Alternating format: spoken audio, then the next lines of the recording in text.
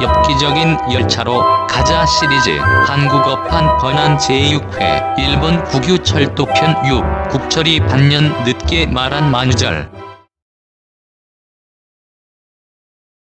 1961년 10월 1일부터 일본 국철이 대규모 개편한 다이어그램이 시행되었다. 당시 연호 연수를 따서 3610라는 이름으로 통한 그때 다이어그램 개편으로 인해 특급열차 네트워크가 시코쿠를 제외한 국내 모든 지역으로 전개되었고 급행열차에 관해서도 대폭 증발되었다. 바로 당시 경제 고도 성장기를 상징할 만한 다이어그램 개편이었던 것이다. 그러나 당시 호쿠리쿠 지방에서는 이러한 다이어그램 개편에 휘말리는 한어촌이 있었는데 이번에는 그때 그 사정 즉 국철이 반년 만에 말한 만우절 이야기를 돌이켜볼까 한다. 그 당시 오사카를 출발한 후 일본의 즉 동해안 노선을 질주하며 나우에츠를 거쳐 우에노 내지는 아오모리까지 연결해온 기동차 특급열차로 하쿠초가 있었고 오사카에서 아오모리를 잇던 열차인 경우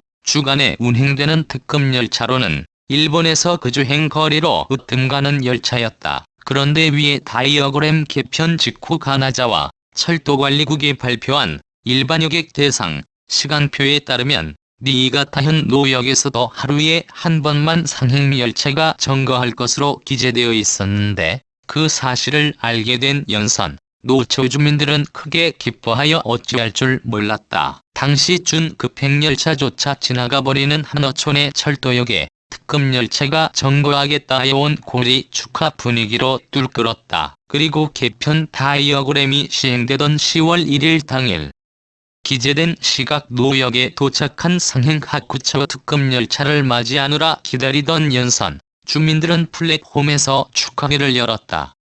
주민 대표들이 운전사에 꽃다발을 주며 부녀 회원들이 고장의 전통춤을 피로하는 등 열렬한 환영 분위기가 가득 차 있었다. 그러나 열차는 맞편 열차가 플랫폼에 들어와 교차 대피를 마치자 차량 도어를 열지도 않는 채 얼른 출발하고 말았다. 방금 전까지의 축하 분위기가 썰렁한 실망으로 변해버렸다.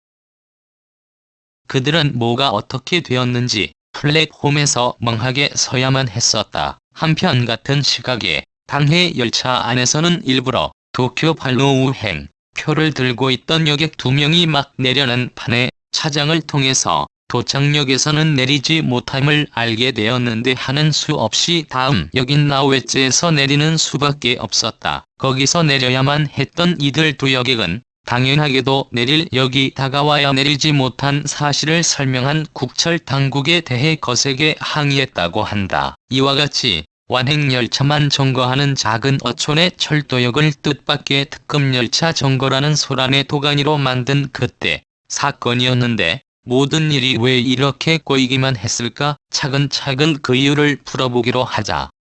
1960년대 당시에는 장거리 열차라면 전동차나 기동차가 운행되기 시작했다고는 하나 역시 객차 열차가 그 주역을 맡아 있었다. 그러나 당시 객차 열차의 도어는 69년에 신형 객차가 등장하기 전에는 모두 수동문 즉 누구든지 도어 손잡이를 돌리면 여달 수 있는 것이었다. 한편에 60년대 후반까지 단선 구간이 곳곳에 남아있었던 당시 호쿠리쿠 본선에서는 장거리 열차라 해도 중도역에서 맞편 열차와의 교차를 위해 점거해야 하는 경우가 허다했는데 이처럼 열차 운행상 필요한 점거를 운전점거라 하며 그럴 경우에는 실제로 열차가 어떤 역홈에서 점거할 시각에도 일반 시간표에서는 그 시각을 표기하지 않고 그냥 통과로만 표시하는 것이 보통이다. 그러나 그 도어가 수동문인 객차 열차인 경우 아무리 운전점거인 경우에도 그럴 줄 모르는 여객이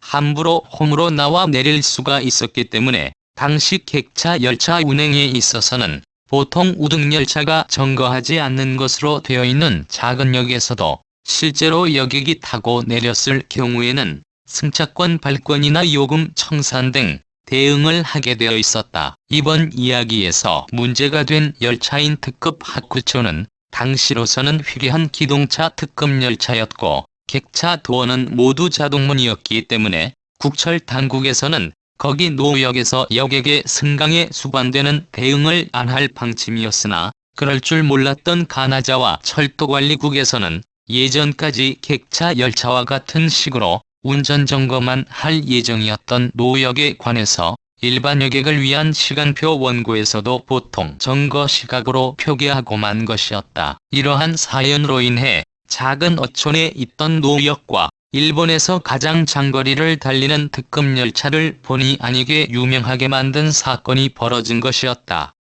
그런데 그 후 노역이 어떤 경위를 겪어 오늘날과 같은 모습으로 남아있는지 그에 대해 잠시 더 이야기를 해보자. 그 소란에 휘말린 후 완행열차만 점거하는 중도역으로 계속 거기 있었는데 세월이 흘러 특급 열차가 서민들에게도 친근하게 이용할 만한 존재가 되기 시작한 1982년 무렵에 와서야 하루에 왕복편 1편성씩만이었지만 점거하게 되었다. 그러나 국철과 훗날의 JR 서일본에서는 하루 평균 이용자 수가 500명도 되지 않는 작은 역에서 특급 열차를 점거하게 된 일이 뭐했던 모양이라 어느새 특급 열차도 그냥 지나가기만 하는 역즉 제자리로 돌아가 오늘날 상황으로 이른다. 그렇다.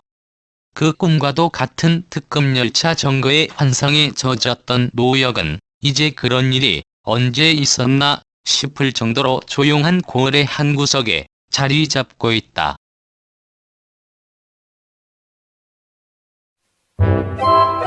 엽기적인 열차로 가자 시리즈 한국어판 번안 제6회 일본 국유철도편 6 국철이 반년 늦게 말한 만우절 합성 음성 재생을 마치겠습니다.